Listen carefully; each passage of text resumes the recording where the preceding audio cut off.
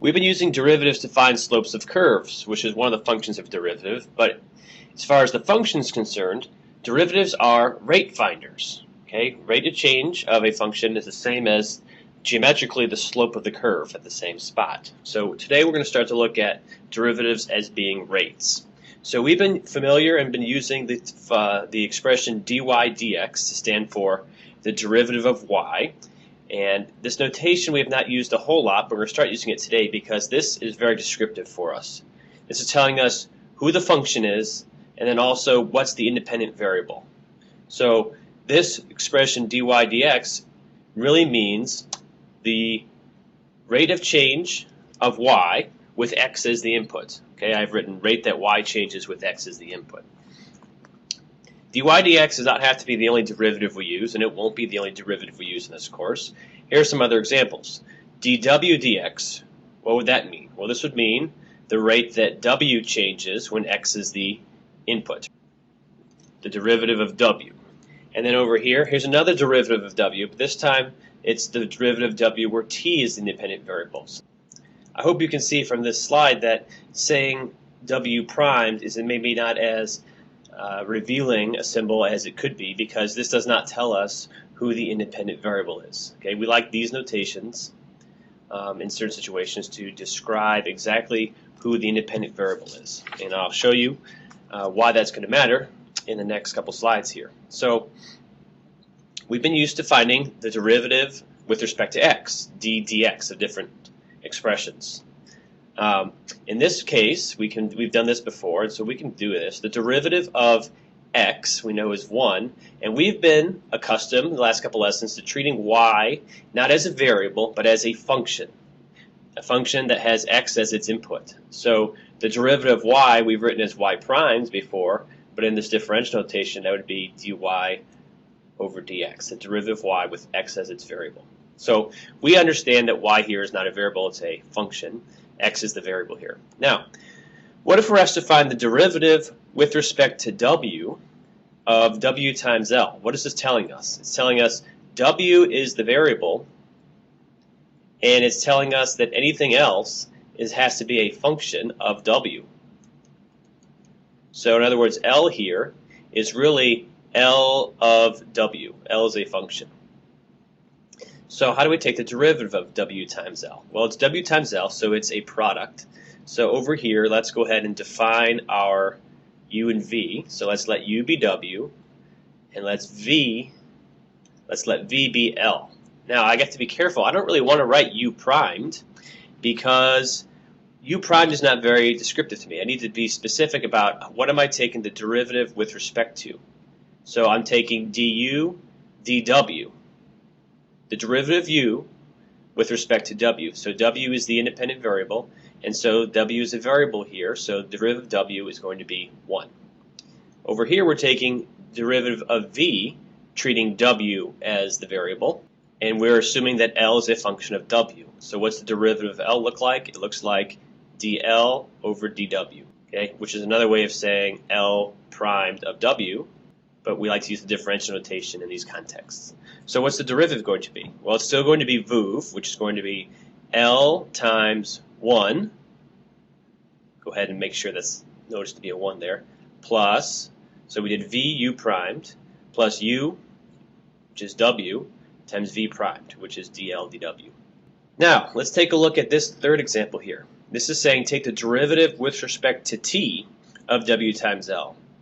So that's telling us t is the variable, even though there are no t's in the expression, and it's telling you that w and L are both functions of t.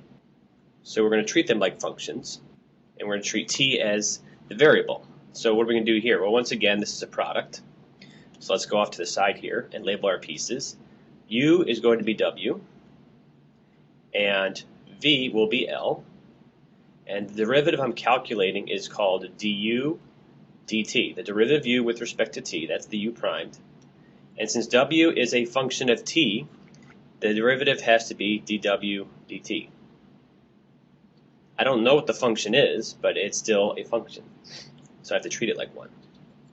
dv dt will be dl dt, just like it was up in the second example.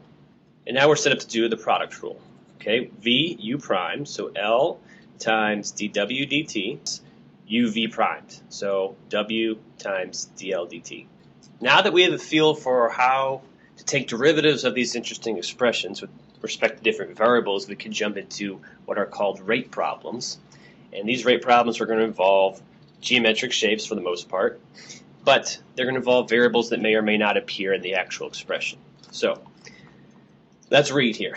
The radius of a sphere is increasing at a constant rate of 0.04 centimeters per second. Okay? So I need to come up with a translation of what that sentence says. So we're talking about the radius of a sphere, and we're talking about its rate, how fast it's changing. Okay, so remember, derivatives are rates. So I'm looking for a rate of the radius. So that's going to be dr over, and what's the variable here? Okay, the hint is to read the units of the problem. Centimeters per second. So time is the variable. So this is dr dt, and it says it's constant. So this rate is always 0.04. Okay, they've given you the volume formula for a sphere, in case you forgot it. It's nice of them. So volume is 4/3 pi r cubed. I'm guessing we're going to have to use that formula at some point in this problem here. Okay, so what have we got so far? We know that r changes, so r is a function. If r changes, then v is going to change, so v is also a function. And we're given that dr dt is this constant number here. Okay, what's asked for? At the time when the radius of the sphere is 10 centimeters. So is the radius always 10 centimeters? No, the radius changes. So this is a specific moment. So at the time when r equals 10, we don't know when that is, that's okay. What is the rate of increase in the volume? Rate of the volume, that's going to be a derivative, because derivatives are rates. So that's dv dt. So that's what they want us to find. They want us to find dv dt, the derivative of v with respect to time. Now, where's dv dt going to come from? Well, I have an equation here that has a v in it, so that's going to mean I need to take the derivative of this equation with respect to time. So I can take the derivative of both sides of this equation. We just got some practice doing that. The left side's no problem. It's just going to be dv dt. Now, the right side, I have to remember that r is not a variable here. R is a function. So I have to treat it like a function and use the chain rule where appropriate. All right, so the 4/3 pi comes along for the ride. Now, what is the derivative of r cubed with respect to t?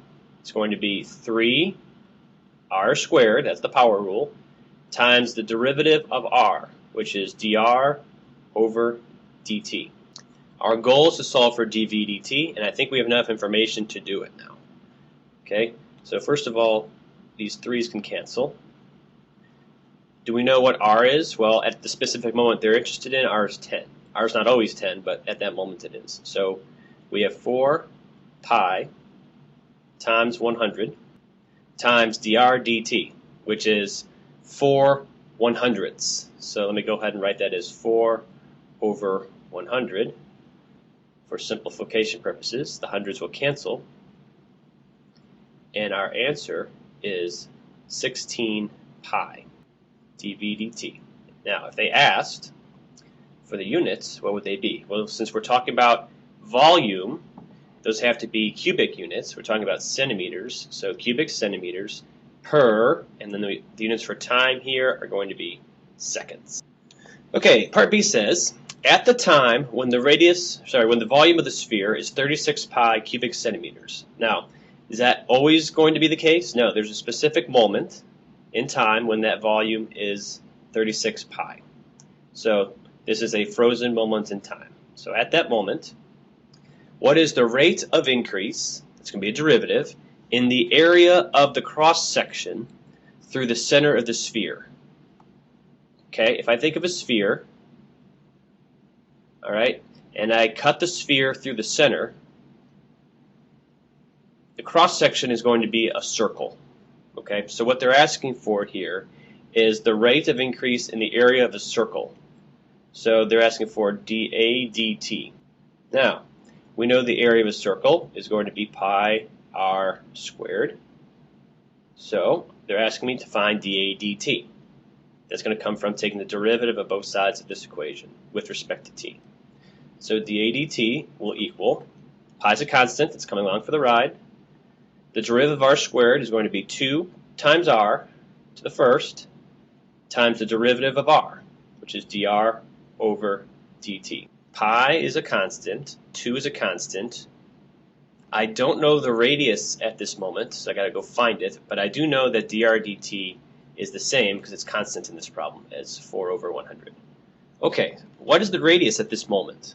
Well, if the volume is 36 pi, the volume has to be equal to 4/3 pi r cubed, and we can solve this equation for r to find the radius at this specific moment.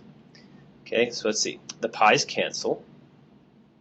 I can divide both sides by 4 and multiply both sides by 3, and that would give me 27 is equal to r cubed. So r has to equal 3. So I can go back over here, insert a 3. My answer is now going to be, looks like 24 pi over 100, which could be simplified. If they asked for the units, they would be centimeters squared, because we're talking about area, per second, the dt. Part C says, at the time when the volume and the radius of the sphere are increasing at the same numerical rate. What is the radius? So there's a moment in time where the rate of the volume changing, what does that mean? That's dV dt, is the same as the rate of change of the radius. That's dr dt. Okay, there's a specific moment in time when that occurs. They want to know what's the radius at that moment. Remember, the radius is changing every moment in this scenario, so there's one moment where this is true. Let's find out when. We have an expression already for dV dt from part A. It was 4 pi r squared times dr dt. The scenario says that dV dt and dr dt are equal at this moment. So I can replace dr dt with dV dt and then divide both sides by dV dt, which gives me 1 is equal to 4 pi r squared. Okay, from there we can divide both sides by 4 pi and then take the square root of both sides to get r. We will reject the negative square root of the answer because we're talking about a radius, which needs to be a positive quantity. Square root of 1 over 4 pi. Alright, let's look at one more example. This one is from a more recent AP exam. It says there's a cylindrical can of a radius 10 millimeters. So let's go ahead and draw this can. So the radius is 10 millimeters, and it's always 10 millimeters. That does not change. So 10, and the radius is constant in a cylinder, so 10 millimeters. Okay, and it's used to measure rainfall in Stormville. The can is initially empty, and rain enters the can during a 60-day period. Okay, so rain is coming into the can and is filling it up. So what does that mean? It means H is changing, the height of the water, right? If we call this H, so H changes, and also the volume of the water in the can changes. So those are both functions of time. The height of the water in the can is modeled by the function S, where S of t is measured in millimeters and t is measured in days. Okay, so even though we said height's going to be called this function capital S of t. And then it says the rate at which the height of the water is rising in the can is given by S primed of t equals 2 sine of 0.03 t plus 1.5. So that's the derivative of S, or the rate that S changes over this time interval. Part C of this problem asks us to find that, assuming no evaporation occurs, at what rate is the volume of water in the can changing at t equals 7? So at t equals 7, they're asking us to find the rate of change of the volume, which is saying find dV dt. Find the derivative of v with respect to t. And it asks for units of measure. Okay, a lot of AP questions do ask for units of measure. All right, so dv dt is going to come from taking the derivative of something that has a v in it. So we have a cylinder. We know that the volume of a cylinder is pi r squared h in general. And in our situation, we know r is 10, so 100 is 10 squared. We've got the pi. And our h is represented by this function s of t. Okay, so I can write s, or I can write s of t, whichever is easier for you. And now what am I going to do to both sides? I'm going to take the derivative where t is the variable. So dv dt equals 100 pi. And what's the derivative of s with respect to t called? Well, there's lots of names for it. You could write ds dt, or we could write s primed of t. Since we already have an equation for s primed of t, that's smart to use that one. Okay, so let's go ahead and write out what dv dt ends up being. So we got 100 pi times what we have up there, which is 2 sine of 0.03 t plus 1.5. And then it's asking us, what is this rate at t equals 7? So all we have to do now is plug in 7 and we'll be finished. So over here I'll write dv dt at t equals 7 equals 100 pi times the quantity, 2 times the sine of, if I multiply this by 7, I get 0.21 plus 1.5. Let's jump to our calculator to get a numerical approximation for this number. And let's get a control equals to get the approximate answer there. All right, and then I'm going to take a picture of this and let's return to the notebook file. Okay, so we brought in the answer here from the calculator, and so the answer to the question now is going to be that dv dt is equal to, at t equals 7, 602. In the AP world, we round to the third decimal place always, so 0.218. And they ask for units of measure. We're talking about volume. So they are cubic millimeters, so millimeters cubed, and t's measured in days, so per day.